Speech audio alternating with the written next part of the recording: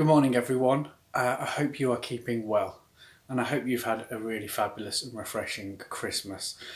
I know it's not how we wanted to spend Christmas, and we've been limited in who we can see and where, but it's been a necessary Christmas, and I hope however it's panned out for you, it's been one of peace and one of rest and relaxation and of joy and excitement, not just for the potential for the year ahead, but also just that we have an amazing and fantastic God and Father who has been with us throughout this and been supporting us. So we're going to do something a little bit different this morning. Rather than have a sermon, what we've done is we've asked a few people from the congregation just to reflect on the year that's been, and also as we come to the New Year's, look forward to 2021 and what they're excited about. And I thought I'd kick things off. I'll leave the serious stuff to them, because really the big news in the Edwards household over the last year is really I got myself a man bag.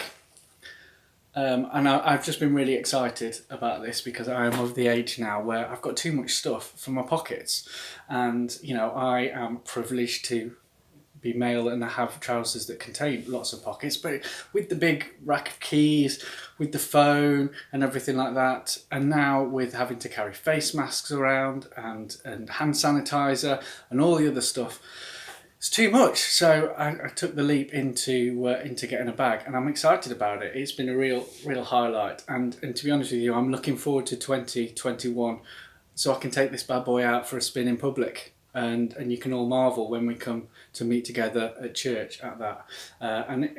It'll be a trendsetter without a doubt. I could also say that I'm so excited about what's happening next year in terms of the changes of leadership, and with Daryl and Karen stepping down in May, but we spoke a lot about that in the video a few weeks ago, but we would still welcome your thoughts on that. But I'm so excited for what God's got in store for us as a church and his people, and the direction that he wants us to take in. And so we're going to spend a little bit of time in January as a church reflecting and quieting down and stilling ourselves to listen to God, to seek his heart for us as a church going forward. And so that's really excited, and I'm just hopeful for 2021. But enough from me, as always. I've spoke far too long, and let's hand you over to some of our family from the congregation. And it's just so fantastic just to see a few faces, and I cannot wait until we can see each other face to face in Riverside. Lots of love. Bye. Okay, so reflections on the year so far. In true teacher spirit, I've gone for plus, minus and interesting on how to evaluate the situation. And I was really surprised when I stopped to think about it. I was really interested to find out how different everybody's experiences are, how one event can impact people so differently, and how a pandemic can end up raising awareness for environmental change. I mean, where did that come from? I suppose, like everybody, the biggest negatives are the inability to see our loved ones in person, and the sadness I felt for families that have been separated or lost loved ones has been immense. But from a personal point of view, I've been very blessed. I've been very, very fortunate that there's been so many positives I've been able to take from the situation. I mean, I am a creature of habit, and I've never been more aware of technology or more able with technology, and that's helped me in the job I do. I now understand how to use Zoom, and the children that I was teaching when my class was isolated taught me how to use many of the different features to annotate my lessons, and I've then been able to use that to my advantage in staff meetings, which is always interesting when the children are teaching the teachers. So a new appreciation for technology, a new appreciation that change can be good, and I think I've relied on God a lot more because of the uncertainty. So that's been a really positive step. And my understanding of the importance of being in somebody's presence. It's one thing to talk to somebody over a Zoom call or via phone, and the same with God. One thing just to talk in moments of rush, or not necessarily rush, but at a distance. But it's very different to when you are in the presence of somebody, when I'm with people in the same room, or even walking outside next to each other. I get a whole different impression and feeling of comfort and company than I do through the internet or through the phone. And I think I've realised that with God as well as taking the opportunities during my driving and other places, that actually taking time to really enter his presence it is needed too. So yeah, lots of positives. Thank you. Hello. Reflections on 2020 and hopes for 2021. I've learned that plans that you make don't always come to fruition, and that we are less in control of things than we think we are. That was a reminder of that this year. I've learned not to erect your makeshift office space too near the fridge. That is not a good idea either. And I've learned that I need people more than I thought I did. I missed my colleagues when I worked from home, even though we may just only have, banter and not really talk about anything too profound. I've certainly seen the effects of the whole COVID situation on people through my job, especially the second lockdown, and it's reminded us all of our need for each other, I think. But personally, I've been very grateful to God for being able to keep working throughout the whole period, not being furloughed, not losing my job. I've especially felt sorry for people in the hospitality industry. I just imagine people putting their heart and soul into businesses and then really, really struggling to see them go, and really appreciated being able to do something as simple as have a coffee in a cafe somewhere while I'm shopping, and little things you really take for granted. My hopes for 2021 are to implement John Mark Comer's book, The Ruthless Elimination of Hurry, which is a brilliant book, which I know we did in church, and we got round to reading it, and it's fantastic. I want to implement that.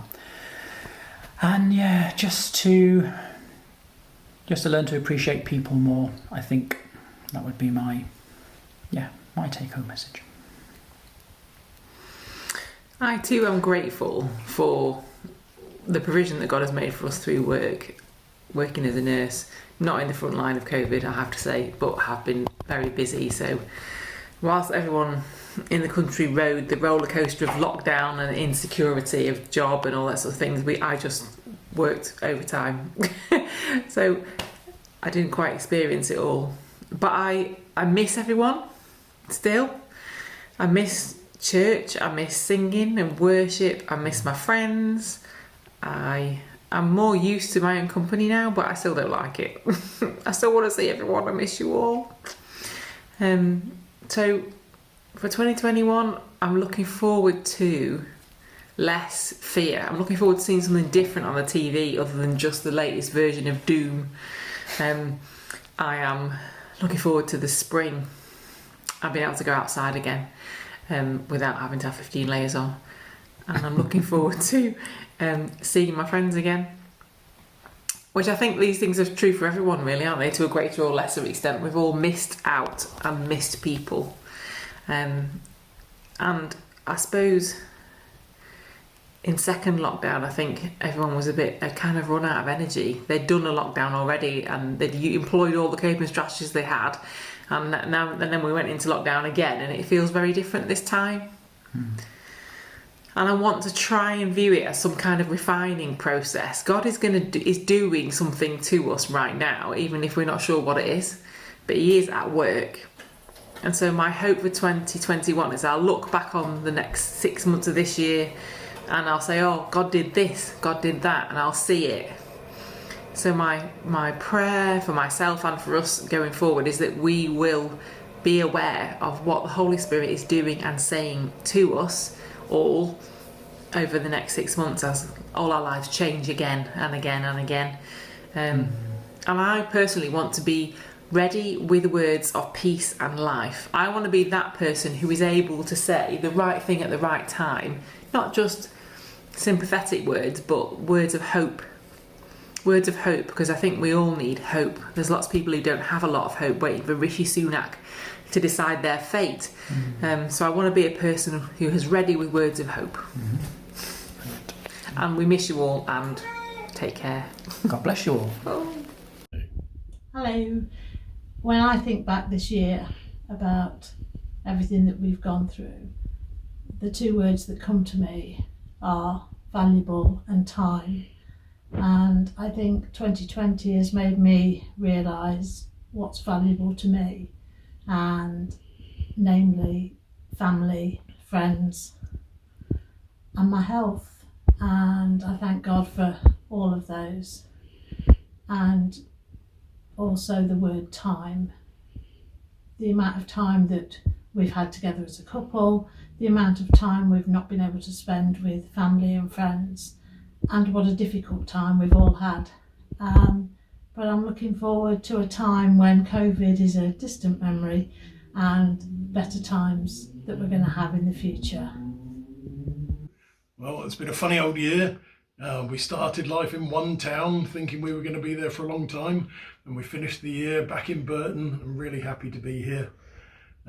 COVID has affected us like it has with everyone, stopped us doing a lot of things that we thought we were going to do this year. But we're thankful for what we have done, for the time we spent together, and that we're well. And we do feel that God has looked after us and looked after our families. The next year, wow, that's going to be very exciting as well.